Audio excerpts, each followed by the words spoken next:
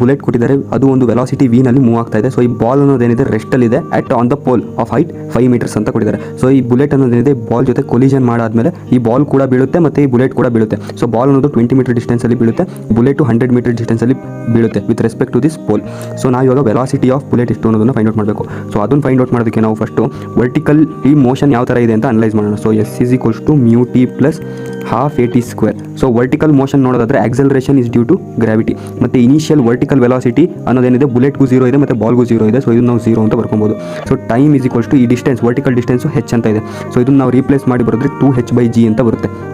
So h ನ value 5 meters, g ನ value 10. So ಇದರ value 1 second. So 1 second is the time of flight.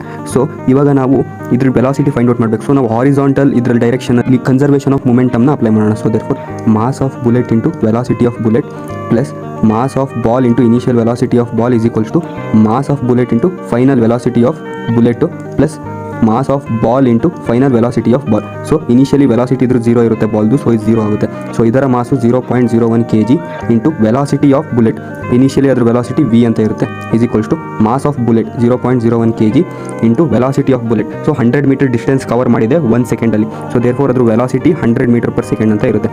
So into 100 meter per second plus mass of ball 0.2 kg into ಅದರ velocity 20 meter distance cover ಮಾಡಿದೆ within 1 second. So therefore 20 meter per second. So ಇದನ್ನು ನಾವು solve ಮಾಡಿದ್ರೆ ನಮಗೆ V ನ value ಅನ್ನೋದೇನಿದೆ 500 meter per second ಅಂತ ಬರುತ್ತೆ. So this is the answer.